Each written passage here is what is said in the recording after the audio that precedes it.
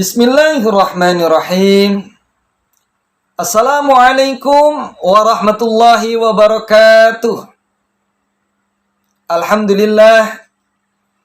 Alhamdulillahilladzi hadana lihada wa ma kunna linahtadiya laula an hadanallah. Wassalatu wassalamu ala sayyidinal mukhtar wa ala alihi wa sahbihi al-ahyar. Ilahi anta maksudi wa ridhaka matlubi a'tini mahabbataka wa ma'rifataka. Pertama-tama, marilah kita senantiasa memanjatkan puji dan syukur kita kepada hadirat Allah Subhanahu wa taala. Karena tidak henti-hentinya Allah selalu memberikan kita berjuta-juta nikmat. Yang terutama adalah nikmat iman dan Islam yang kita bisa rasakan sampai detik saat ini. Salawat beserta salam semoga selalu terlimpah curah kepada panutan kita semuanya, Habibana wa Nabiyana wa Maulana Muhammad sallallahu alaihi wasallam. Tak lupa juga untuk keluarganya, untuk para sahabatnya, dan untuk kita semuanya.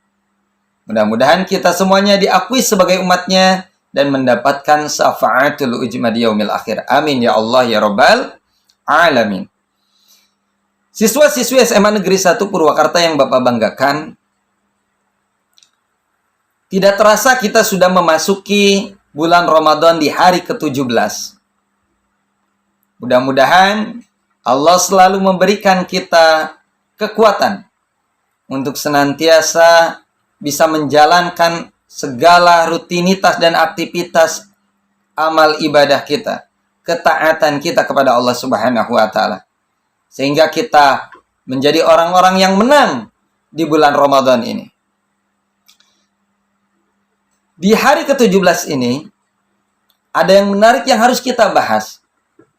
Jadi jangan sampai ketika kita keluar dari bulan Ramadan ini kita tidak menjadi orang-orang yang menang dalam melaksanakan ibadah puasa ini.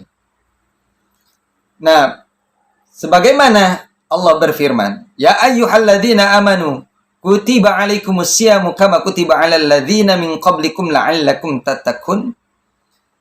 Bahwa tujuan Allah mewajibkan kita untuk berpuasa adalah agar menjadikan kita hamba-hamba Allah yang takwa, taat kepada Allah. Bagaimana cara kita untuk meraih ketakwaan tersebut? Jika ibadah kita, ibadah saum kita hanya sebatas seremonial biasa, hanya sebagai bahan untuk menahan diri dari lapar dan haus saja, maka esensi dari ibadah puasa itu sendiri kita tidak mendapatkan nilai-nilai itunya. Sehingga ibadah puasa kita bernilai kosong. Sebagaimana Rasulullah juga mengatakan bahwa banyak umat dari Rasulullah itu yang puasanya itu hanya sekedar menahan lapar dan haus saja.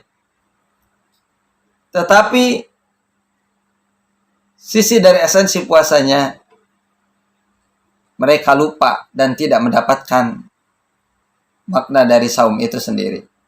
Sehingga puasa itu tidak membentuk dirinya untuk menjadi orang yang bertakwa. Bagaimana sekali lagi caranya untuk menjadi orang-orang yang bertakwa sesuai dengan tujuan puasa itu diperintahkan oleh Allah?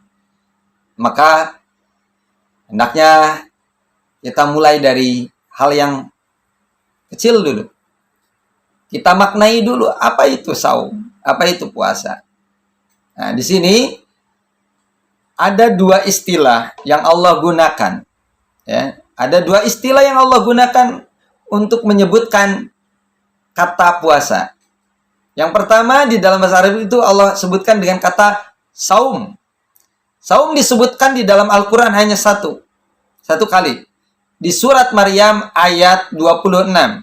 Allah menyebutkan kurang lebih bahwa tujuan dari kata saum itu adalah menahan diri dari berbicara.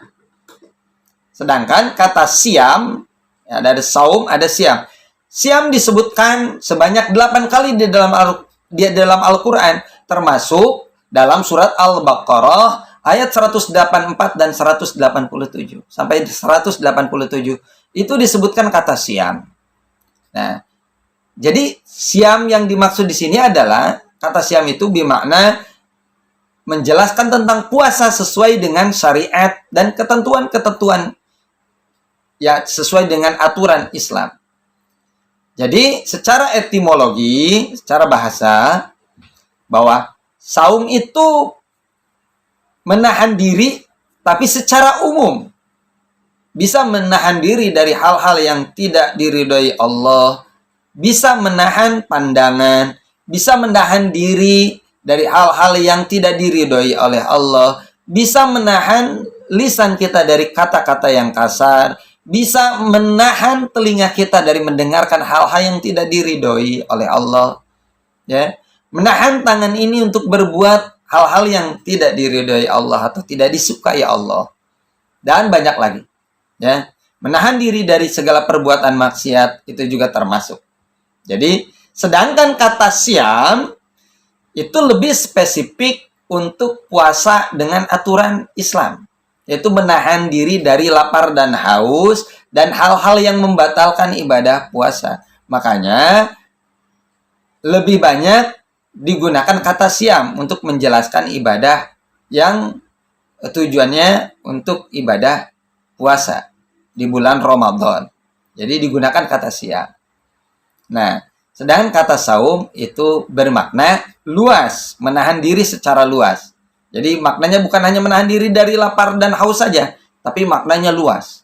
Bisa digunakan untuk menahan diri dari perbuatan yang tidak baik, menahan lisan, menahan pandangan, ya, dan sebagainya. Nah, yang menariknya adalah Rasulullah Shallallahu Alaihi Wasallam pernah bersabda, "Man qama shauma Ramadan, ghufira lahu ma taqaddama min dambi." Man qama shauma Ramadan imanan wa ihtisaban, ghufira lahu ma taqaddama min dambi. Barang siapa yang mendirikan Ramadan, man shoma Ramadan, man qama shauma Ramadan, itu barang siapa yang mendirikan shauma, puasa di bulan Ramadan, man shoma Ramadan, ghufira lahu ma taqaddama min dambi, maka akan diampuni semua dosa-dosanya. Orang-orang yang diampuni dosa-dosanya adalah orang yang mampu mendirikan ibadah saum di bulan Ramadan. Nah, kata mendirikan bukan hanya sekedar melaksanakan. Beda dengan kata hanya melaksanakan. Kalau melaksanakan saja, semua orang umum pun bisa. Bahkan agama-agama lain pun melaksanakannya. Ya, melaksanakan ibadah puasa. Sama, ada ibadah puasanya. Menahan diri dari lapar dan haus itu ada. Tapi untuk menahan diri dari hal-hal yang tidak diridhoi oleh Allah, itu yang sulit. Yang tidak semuanya bisa melaksanakannya. Bahkan hanya ada dalam Islam. Jadi mendirikan saum, itu mendirikan, menahan diri, atau mendirikan ibadah saum itu, jadi barang siapa yang mendirikan itu bukan hanya melaksanakan, tapi terus itu menjadi sebuah karakter dalam hidupnya. Mendirikan dalam kehidupan. Mengaplikasikan nilai-nilai saum itu sendiri dalam kehidupan sehari-harinya. Ya, mendirikan seperti man qoma shauma Ramadan. Ada lagi kata mendirikan sholat. Ya, sama seperti itu. Jadi mendirikan itu bukan hanya sekadar melaksanakan ritual ibadah saja, tetapi esensinya justru lebih banyak ya laksanakan, gitu ya. Esensinya yang digali adalah esensinya dari ibadah saum itu sendiri, kemudian diaplikasikan dalam kehidupan sehari-hari. Jadi yang mendapatkan ampunan dari Allah itu adalah orang-orang yang mampu mendirikan ibadah saum, gitu ya. Menerapkan saum itu sendiri dalam kehidupan sehari-hari. Setelah melalui bulan Ramadan ini, apakah kita mampu menjadi orang-orang yang bisa menahan diri dari hal-hal yang tidak diridhoi oleh Allah, atau menahan diri dari segala perbuatan maksiat. Kalau kita gagal, tidak mampu untuk mendirikan itu, tidak bisa melaksanakan itu, merealisasikan dalam kehidupan kita sehari-hari, menahan emosi ketika menghadapi seseorang, kemudian kita tidak marah dan sebagainya, ya, menahan diri untuk berbuat curang, menahan diri untuk berbuat bohong dan sebagainya. Maka ketika kita bisa menahan itu termasuk sudah bisa mendirikan ibadah saum. Itulah orang-orang yang mendapatkan keridhaan Allah, orang-orang yang mendapatkan ampunan dari Allah, orang yang sudah bisa mendirikan. Nah, gitu ya. Jadi sekali lagi, bukan hanya kita melaksanakan puasa ini sekedar menahan lapar dan haus saja, tapi mudah-mudahan meningkat dari tahun ke tahun itu sebagai ibadah saumnya yang sudah bisa menahan diri dari segala sesuatu perkara, hal apapun yang tidak Allah ridhoi. Nah, gitu ya. Nah, sekarang setelah kita memaknai kata saum itu sendiri, kita maknai juga tuh Ramadannya. Ya, apa itu Ramadan? Nah, di dalam kitab Al-Ghunyah li Tharibi Thariqil Haq, Syekh Abdul Qadir mengatakan bahwa Ramadan itu terdiri dari 5 huruf, ya, yang dimana setiap hurufnya itu memiliki makna. Gitu. Yang pertama ada huruf Ra dari kata Ramadan itu ya. Huruf Ra-nya apa? Ridallahu atau Ridwanullah. Ridhonya Allah, rahmatullah, kasih sayangnya Allah.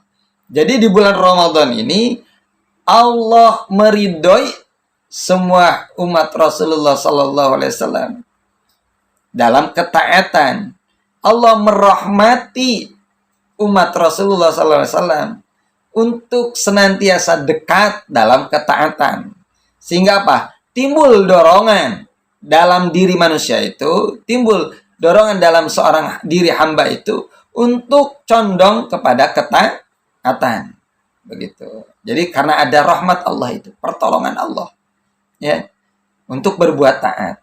Contoh gini, di ibadah puasa, ya, tidak terasa entah kenapa yang tadinya di luar bulan Ramadan membuka Al-Quran itu sangat sulit, tapi di bulan Ramadan terasa mudah, gitu ya. Orang di luar bulan Ramadan melaksanakan aktivitas sholat itu sangat sulit. Sholat subuh juga sangat sulit dilakukan berjamaah, tapi ketika masuk bulan Ramadan terasa lebih mudah, ya. Bangun malam terasa lebih mudah. Itu kenapa? Karena ada rahmat Allah, ada ridho Allah atau ridwanullah. Kemudian kata yang kedua adalah ada huruf mim dari kata Ramadan itu. Mimnya apa? Mahabbatullah, ya, mahabbatullahi anil asah, cinta kepada Allah dan condong kepada ketaatan. Cinta kepada Allah. Kalau Allah sudah merahmati, timbul di diri seorang hamba itu cinta kepada Allah, ya, rindu kepada Allah untuk senantiasa selalu melaksanakan ketaatan kepada Allah. Mahabbatullah, memperbesar rasa cintanya, ya. Kemudian yang ketiga adalah huruf dod. Huruf dod itu ada di mana dhamanullah. Apa itu dhamanullah? Jaminan Allah. Di bulan Ramadan ini semua umat Rasulullah dijamin oleh Allah, ya. Dijamin, Allah menjamin keselamatannya, ya. Kemudian pahalanya, ganjarannya Allah jamin, ya. Dilipat-lipatkan ganjaran ibadahnya di bulan Ramadan ini, dan jaminan Allah tidak segan-segan mengatakan, Rasulullah mengatakan, barang siapa yang bahagia ketika memasuki bulan Ramadan akan memasuki bulan Ramadan, apa jaminannya? Surganya Allah Subhanahu wa taala. Jadi ada jaminan Allah, keselamatan Allah bagi orang-orang yang apa? Yang condong kepada ketaatan kepada Allah. Begitu. Berikutnya adalah huruf yang keempat, yaitu huruf alif. Ramadan. Nah, huruf alif yang keempat. Alif itu bermakna apa? Alifatullah. Alifatullah itu apa? Kasih sayang Allah. Maka Allah akan menurunkan kasih sayangnya di bulan Ramadan ini. Contohnya seperti apa? Maka akan tumbuh kasih sayang antara sesama manusia dengan sesama manusia. Tumbuh kasih sayang seseorang dengan yang lainnya. Ya, rasa empatinya semakin besar, bisa merasakan kesusahan orang lain, sehingga apa? Mau saling berbagi, mau saling memberi. Ya, itulah kasih sayang Allah. Jadi Allah memberikan kasih sayangnya, menitipkan kasih sayangnya, dan menumbuhkan kasih sayangnya yang ada di dalam jiwa manusia. Maka setelah manusia melalui fase ridwanullah, mahabbatullah, jaminan Allah, kasih sayang Allah, maka yang terakhir adalah nurullah. Huruf nun dari kata Ramadan itu adalah bermakna nurullah, cahaya Allah. Maka akan terpancar cahaya Allah dalam jiwa manusia, dalam jiwa seseorang, ya. Akan timbul cahaya Allah. Apa? Tercermin dalam kehidupannya adalah sifat-sifat Allah. Ya, kasih sayang, adil, ya. Itu sifat-sifat Allah akan banyak ditimbulkan, diaplikasikan dalam kehidupan sehari-hari. Ya, yang sudah menjadi karakter dalam jiwanya. Itulah cahaya Allah yang kemudian timbul dalam jiwa seorang hamba, yang ketika seorang hamba itu sudah masuk pada fase di mana ia mendapatkan alifatullah atau kasih sayang Allah. Ya. Kemudian timbul dari jiwanya adalah nurullah. Di bulan Ramadan ini kita melalui fase-fase itu, rangkaian-rangkaian itu. Allah berikan semuanya, bukan hanya untuk satu orang, dua orang. Allah limpahkan semuanya untuk umat Rasulullah SAW di bulan Ramadan ini. Gitu. Semuanya orang bisa diberikan oleh Allah untuk itu. Tapi kadang banyak orang yang mengabaikan itu, justru mengabaikan kasih sayang Allah, mengabaikan jaminan Allah, hingga apa? Jaminan itu dianggapnya sepele. Akhirnya apa? Ibadah-ibadah yang Allah berikan kesempatannya di bulan Ramadan itu kadang-kadang tidak dilaksanakan, malas untuk dilaksanakan. Akhirnya apa? Dia tidak mendapatkan nilai-nilai itu. Nanti di bulan Ramadannya dia tidak mampu mendirikan itu. Akhirnya ketika sudah ada bahasa gini, ketika sudah dibiasakan itu akan menjadi karakter. Sesuatu yang dibiasakan itu akan menjadi karakter, cerminan dalam kehidupan sehari-harinya. Makanya ketika dibiasakan di bulan Ramadan, harapannya adalah tercermin nanti di luar bulan Ramadan atau mendirikan bulan Ramadan itu sendiri. Maka di situ katanya man qoma soma Ramadan. Man qoma soma Ramadan itu mendirikan Ramadan itu adalah seperti itu. Orang itu mampu meramadankan bulan-bulan yang lainnya. Ya. Jadi Ramadannya, puasanya bukan di bulan Ramadan aja, tapi puasanya di luar bulan Ramadan. Puasa apa? Tadi karena maknanya saum, jadi luas, gitu ya. Mendirikan sesuatu yang menahan dirinya dari hal-hal yang tidak diinginkan atau yang tidak diridhoi oleh Allah. Mampu dia melaksanakannya di luar bulan Ramadan dan menjadikan 11 bulan lainnya di bulan Ramadan itu sebagai bulan Ramadan juga.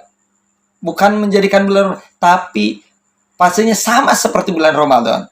Ya, di mana dia mampu tetap taat kepada Allah, mampu tetap mahabbah kepada Allah, ya, mampu tetap menumbuhkan kasih sayangnya, ya, setelah dia keluar dari bulan Ramadan.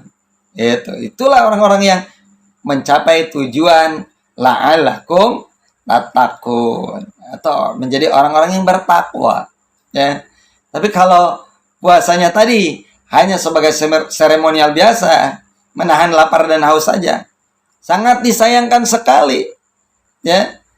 Dia keluar dari Ramadan tidak mampu meramadankan bulan-bulan yang lainnya. Artinya apa? Dalam kehidupannya standar-standar saja, tidak ada perubahan. Nah, itu yang disayangkan, gitu ya. Kalau puasa di makna siam itu hanya khusus di bulan Ramadan. Tapi yang Rasul katakan man qoma sama Ramadan. Siapa yang bisa mendirikan Ramadan? Mendirikan itu sauma itu katanya bermakna umum. Makanya mendirikannya di luar bulan Ramadan ya mampu. melaksanakan itu. Apa-apa yang dilaksanakan di bulan Ramadan, ia mampu aplikasikan dalam kehidupan sehari-harinya. Di luar bulan Ramadan pun, dia sudah mampu terdidik dirinya, hatinya, untuk melaksanakan ketaatan kepada Allah Subhanahu wa Ta'ala. Barangkali itu yang harus kita tekankan di bulan Ramadan ini. Jangan sampai kita menjadi hamba-hamba Allah yang kecolongan, keluar dari Ramadan tidak tahu apa-apa, tidak bawa bekal apa-apa. Akhirnya apa? Ya itu tadi, ya sesuai sabda Rasul itu, puasanya hanya menahan lapar dan haus saja. Itu barangkali yang bisa disampaikan oleh Bapak, kurang lebihnya. Mohon dimaafkan apabila banyak kekurangan, kesalahan. Yang disampaikan, Bapak hanya memotivasi diri sendiri juga untuk teman-teman semuanya, untuk siswa-siswi SMA Negeri 1 Purwakarta. Mudah-mudahan dengan Bapak menyampaikan seperti ini, kemudian terdorong hatinya untuk bisa meramadankan 11 bulan yang lainnya di luar bulan Ramadan. Ya, sama ketaatannya. Di bulan Ramadan dia mampu sholat berjamaah, maka di luar Ramadan pun dia mampu. Di dalam bulan Ramadan dia mampu sholat subuh berjamaah, keluar di bulan Ramadan juga mampu sholat subuh berjamaah. Ya, di bulan Ramadan dia mampu untuk berpuasa dari berbicara hal-hal yang kasar, maka di luar bulan Ramadan lainnya dia mampu menahan perkataan-perkataan yang tidak baik, ya, dari ghibah gitu ya, kemudian dari hal-hal yang menjelekkan orang lain, merendahkan orang lain. Dijaga lisannya, dijaga matanya, dijaga perbuatannya, dijaga hatinya. Itu orang yang sudah mendirikan bulan Ramadan. Mudah-mudahan kita semuanya termasuk orang-orang yang bisa mendirikan bulan Ramadan. Terima kasih atas perhatiannya. Mudah-mudahan bisa bermanfaat bagi kita semuanya. Kekurangan hanya milik saya. Kelebihan itu hanya datangnya dari Allah. Jika memang banyak yang baiknya diambil, banyak yang salahnya tolong diabaikan saja. Terima kasih. Itu yang bisa disampaikan oleh Bapak pada kesempatan kajian kali ini di hari ke-17. Sekali lagi mudah-mudahan kita diberikan kekuatan oleh Allah untuk bisa menamatkan ibadah saumnya sampai hari ke-30 dan bisa meramadankan bulan-bulan yang lainnya. Kita bisa mendirikan saum ya sesuai dengan sabda Rasulullah sallallahu alaihi wasallam. Terima kasih. Wabillahi taufiq wal hidayah. Wassalamualaikum warahmatullahi wabarakatuh.